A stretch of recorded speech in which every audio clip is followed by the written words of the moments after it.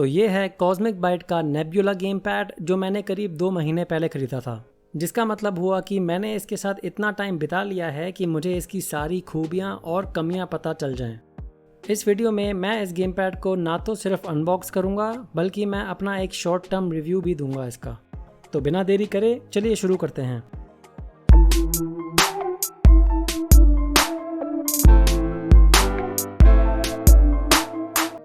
इस ब्लैक और orange box को देखें जो कॉस्मिक बाइट गेम पैड्स की सिग्नेचर थीम लगती है, तो हमें कंपनी ब्रांडिंग और गेम पैड की पिक्चर्स हर तरफ देखने को मिलती है। और नहीं, मुझे कोई पुराना गेम पैड नहीं मिला है, मैंने बस इसे पिछले 2 महीनों में इतना यूज़ किया है कि इसका डब्बा ही खराब होने लग गया है। ये बॉक्स थोड़ा सा मोटा और छोटा है जब इसके भाई एरीज गेम पैड से कंपेयर करें तो।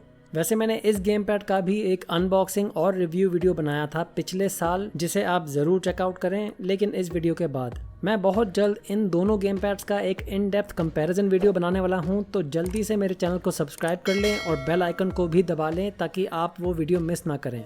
कहाँ था मैं? ओह हाँ, डब्बा। मैंने इसका ब्लैक वाला वेरिएंट खरीदा है ग्रीन एक्सेंट के साथ, जबकि ये कई कलर्स और डिज़ाइंस में भी आता है। टर्बो मोड और वाइब्रेशन इफेक्ट्स के अलावा इस पे लिखा है कि ये सारी विंडोज़ गेम्स के साथ कंपैटिबल है, एक्स और डायरेक्ट इनपुट्स के साथ। और हालांकि ये प्लेस्टेशन 3, एंड्रॉयड फ़ोन्स और टीवीज़ के साथ भी कंपैटिबल है, इसका कोई भी जिक्र बॉक्स पे नहीं है, जो काफ़ी अजीब बात है क्योंकि ये एक बहुत बड़ा सेलिंग पॉइंट है। इसकी बैटरी कैपेसिटी 600 mAh की है और इसे 12 घंटों तक लगातार खेल सकते हैं। और कंपनी क्लेम करती है 8 मीटर की रेंज। हम इसकी रेंज, अलग अलग डिवाइसेस के साथ इसकी कंपैटिबिलिटी और कनेक्टिविटी को बाद में चेक भी करने वाले हैं, जब मैं इस गेम पैड के साथ कुछ गेम्स खेल के आपको दिखाऊंगा। पीछे की तरफ हमें इसका चार्जिंग टाइम दिखता है 2 से 3 घंटों का, जो मुझे भी फिलहाल मिल रहा है। और साथ में हम इसका MRP देख सकते हैं करीब 2000 का, जो ऑब्वियसली ज़्यादा है अमेज़ॉन और कंपनी की ऑफिशियल वेबसाइट से भी। आप किसी भी टाइम इसका लेटेस्ट प्राइस और ऑफर्स देख सकते हैं, अगर कोई ऑफर हो तो डिस्क्रिप्शन में दिए गए लिंक को क्लिक करके। चलिए, आज के लिए बहुत पढ़ाई हो गई, अब देखते हैं इसमें क्या क्या है। बॉक्स में मिलती है हमें एक कॉम्पैक्ट डिस्क।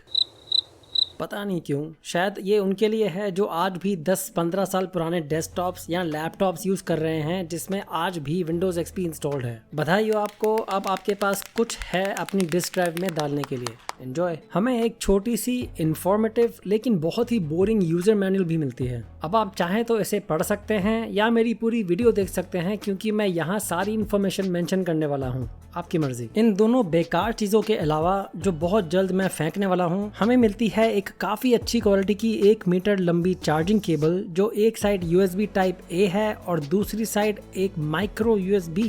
हैरानी की बात है कि आज के टाइम में भी कुछ कंपनीज सदियों पुरानी टेक्नोलॉजी यूज कर रही हैं। अब समझ आया कॉम्पैक्ट डिस्क देने का रीजन।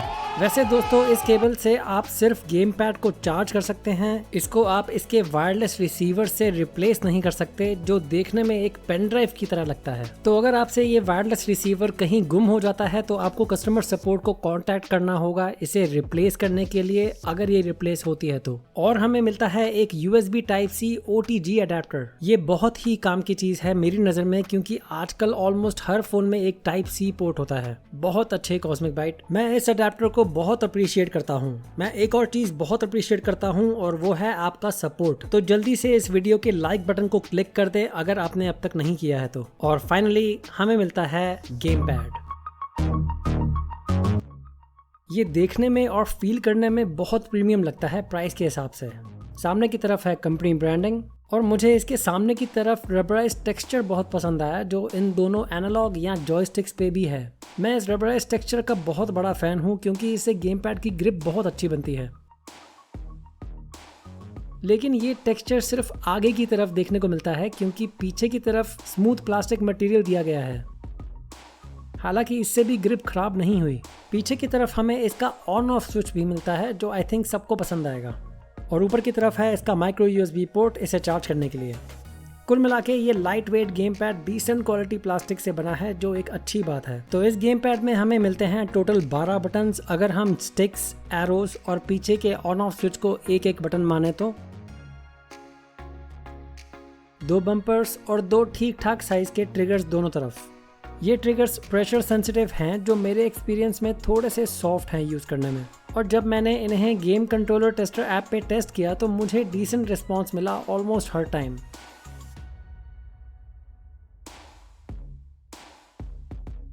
Not bad. और हालांकि ये एक्शन बटन्स काफ़ी टैक्टाइल हैं, मुझे इसका डी पैड कुछ खास पसंद नहीं आया, इसके बजाय कि इसमें एक क्लिकी फील और साउंड भी है। ये एक बुरी बात नहीं है किसी भी तरह से, लेकिन मेरी ओपिनियन में डी पैड थोड़ा सा बेहतर हो सकता था। जॉयस्टिक्स की बात करें तो आप यहाँ चेक कर सकते हैं इसके डेड जोन्स जो ना के बराबर हैं।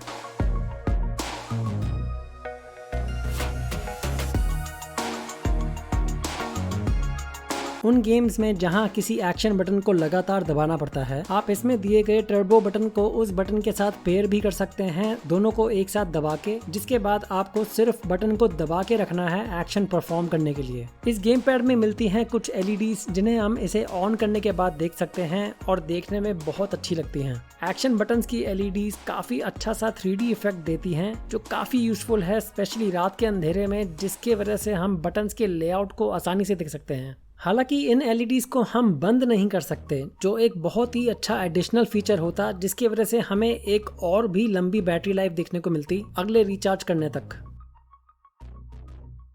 एक्शन बटन्स के अलावा हमें एक LED मिलती है टर्बो बटन के नीचे और 4 और LEDs इस V शेप के एरिया में ठीक कंपनी की ब्रांडिंग के नीचे। ये 4 LEDs जल्दी ब्लिंक करती रहेंगी जब तक गेम पैड किसी डिवाइस से सक्सेसफुली कनेक्ट नहीं हो जाता जिस पे आप गेम्स खेलने वाले हैं, और कनेक्ट होने के बाद वो LED या LEDs स्टेबल हो जाती हैं।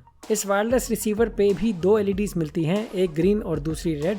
ये ग्रीन LED भी ब्लिंक करती रहेगी जब तक कोई कनेक्शन एस्टैब्लिश नहीं हो जाता गेम पैड के साथ, और फिर ये भी गेम पैड की LEDs की तरह स्टेबल हो जाती है। रेड LED की बात करें तो ये बिल्कुल फालतू में दी गई है क्योंकि ये कुछ भी इंडिकेट नहीं करती। मैंने आसानी से इस गेम पैड को पेयर कर लिया था अपने Windows 11 लैपटॉप, Android वर्जन 11 पे चल रहा OnePlus 6T फ़ोन और साथ ही हाइसेंस के Android TV से हर बार तुरंत ही सिर्फ वायरलेस डोंगल को हर डिवाइस से कनेक्ट करके। जिसका मतलब ये हुआ कि इस गेम पैड को अलग अलग प्लेटफॉर्म्स पे चलाने के लिए ना तो कोई ड्राइवर्स की ज़रूरत है और ना ही कोई सेटिंग्स चेंज करने की। कोई भी कंसोल नहीं होने के कारण मैं PlayStation 3 के साथ इसे टेस्ट नहीं कर पाया, हालांकि कॉस्मिक बाइट क्लेम करता है कि ये सपोर्टेड है। Xbox से भी टेस्ट नहीं कर पाया मैं, जो मुझे नहीं लगता सपोर्टेड है, लेकिन मैंने इससे अपने iPhone SE से कनेक्ट करके ज़रूर देखा और नहीं, ये iOS डिवाइसेस पे नहीं चलता। टीवी की बात करें तो हो सकता है कि आपको भी ऐसी ही एक USB एक्सटेंशन केबल की ज़रूरत पड़े एक सक्सेसफुल कनेक्शन को मेंटेन करने के लिए, क्योंकि जनरली गेम पैड और उसके रिसीवर में कोई क्लियर लाइन ऑफ साइट नहीं होती जो अक्सर टीवी के पीछे लगता है। मैंने इस गेम पैड को उस वायरलेस रिसीवर के साथ भी पेयर करके देखा जो मुझे एरीज गेम पैड के साथ मिला था और ये आसानी से कनेक्ट हो गया हर बार। कंटिन्यूस कनेक्शन की बात करें तो कुछ बार ये गेम पैड खुद ब खुद डिस्कनेक्ट हो गया कुछ ही सेकंड्स के लिए और फिर अपने आप ही कनेक्ट भी हो गया उसी डिवाइस के साथ, और वो भी जब मैं सारा टाइम एग्जैक्टली सेम जगह पे बैठा हुआ था। ये इशू मुझे तीनों ही डिवाइसेस पे मिला। इसका कारण ये हो सकता है कि इसके वायरलेस रिसीवर में एक 2.4 गीगाहर्ट्ज का कनेक्शन है बजाय 5 गीगाहर्ट्ज के जो होना चाहिए था। हालांकि ये इशू ज्यादा बारी नहीं हुआ, ये सिर्फ 1 या 2 बारी ही हुआ। इसे ध्यान में जरूर रखें क्योंकि ज्यादातर गेम्स में एक कंटिन्यूअस एक्शन परफॉर्म करना पड़ता है प्लेयर को, और इस तरह का डिस्कनेक्शन भले ही 1 सेकंड के लिए ही हो, आसानी से आपको उस गेम के मैच में हरा सकता है। फाइनली मैंने आसानी से दोनों ही नेब्यूला और एरीज गेम पैड को एक साथ एक ही लैपटॉप पे पेयर भी कर लिया मल्टीप्लेयर गेम्स खेलने के लिए। ये करने का सबसे आसान तरीका है कि पहले एक गेम पैड को ऑन और फिर पेयर करें और फिर दूसरे गेम पैड को, ताकि किसी भी तरह का कंफ्यूजन ना रहे कि कौन सा गेम पैड किस रिसीवर से कनेक्टेड है। जैसा कि मैंने पहले कहा, इस गेम पैड में 600 mAh की लिथियम पॉलीमर बैटरी है। अगर इस गेम पैड को ऑफ कर दें और फिर चार्ज करें तो ये जानने का कोई भी तरीका नहीं है कि बैटरी फुल हो गई है या नहीं। ये जानने के लिए हमें पहले गेम पैड को ऑन करना पड़ता है। अगर बैटरी चार्ज हो रही है तो चारों वी शेप की LEDs धीरे धीरे ब्लिंक करेंगी जब तक बैटरी फुल ना हो जाए या आप चार्जिंग बंद ना कर दें, जिसके बाद ये LEDs जल्दी ब्लिंक करेंगी और फिर गेम पैड किसी डिवाइस से कनेक्ट होने का इंतजार करेगा। अगर किसी भी डिवाइस से गेम पैड कनेक्ट नहीं होता है तो 1 मिनट के अंदर ये स्लीप मोड में चला जाएगा बैटरी बचाने के लिए। इसके होम बटन को क्लिक करके इसे जगाया जा सकता है। एक और ऑप्शन है इसे चार्ज करने का, वो भी जब आप गेम्स खेल रहे हो किसी डिवाइस पे। उस केस में LED या LEDs धीरे धीरे ब्लिंक करेंगी जब तक बैटरी चार्ज हो रही है। फुल चार्ज हो जाने के बाद वही LED या LEDs फिर से स्टेबल हो जाएंगी क्योंकि गेम पैड ऑलरेडी डिवाइस से कनेक्टेड है, जो इस केस में मेरा लैपटॉप है। और अगर आपने खेलना बंद कर दिया है कुछ देर के लिए जिस टाइम बैटरी फुल हो गई हो या चार्ज ना हो रही हो तो ये स्लीप मोड में चला जाएगा 5 मिनट के अंदर बजाय 1 मिनट के। फिर से होम बटन को क्लिक करके इसे जगा दें। मेरे से पूछें तो कॉस्मिक बाइट हमें इस फालतू की परेशानी और कंफ्यूजन से आसानी से बचा सकता था सिर्फ और सिर्फ गेम पैड पे कुछ और एलईडीज देके जिससे बैटरी स्टेटस पता चल जाए, मगर नहीं, उन्हें तो ये बेकार सी रेड एलईडी देनी थी वायरलेस रिसीवर पर। खैर आगे बढ़ते हैं। इस गेम पैड में 2 वाइब्रेशन मोटर्स हैं जो सिर्फ विंडोज गेम्स के साथ चलती हैं। तो अगर आप चौंक जाएं कि आपकी गेम पैड में वाइब्रेशन मोटर्स काम नहीं कर रही हैं तो हो सकता है कि या तो जो गेम आप खेल रहे हैं उसकी सेटिंग्स में वाइब्रेशन फीचर ही ऑफ हो, या ये भी हो सकता है कि उस गेम में वाइब्रेशन फीचर ही ना हो। वाइब्रेशन की ही बात करें तो थोड़ी हल्की लगी मुझे, जो शायद बेहतर हो सकती थी। इसकी वाइब्रेशन बुरी नहीं है, बस थोड़ी सी कमी रह गई इसमें। थोड़ा सा और तेज वाइब्रेशन होता इसमें तो बेहतर होता।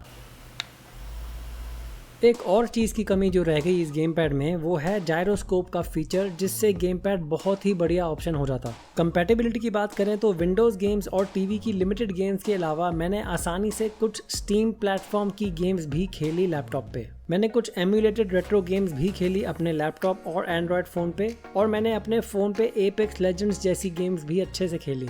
सच कहूँ तो चाहे कोई भी गेम खेली हो मैंने इस गेम पैड से, मुझे किसी भी तरह की लेटेंसी इश्यूज नहीं आई। और इस गेम पैड की वायरलेस रेंज मुझे करीब 6 से 7 मीटर की मिली हर कनेक्टेड डिवाइस से।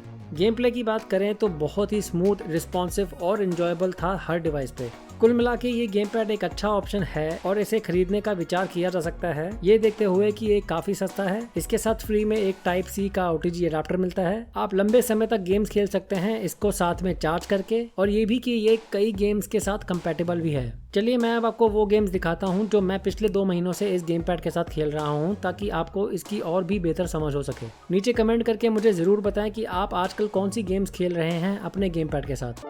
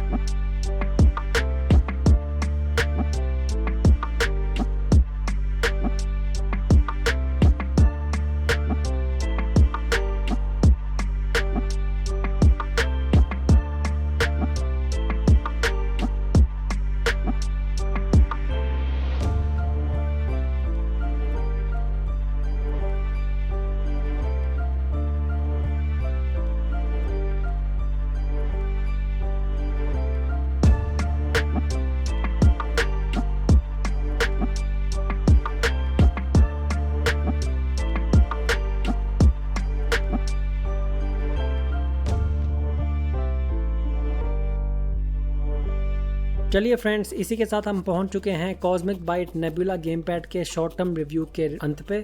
उम्मीद करता हूं कि आपको वीडियो पसंद आया होगा। वीडियो को लाइक और चैनल को सब्सक्राइब करना बिल्कुल भी ना भूलें मुझे सपोर्ट करने के लिए। मिलते हैं बहुत जल्द अगली वीडियो में, तब तक अपना ख्याल रखें। है।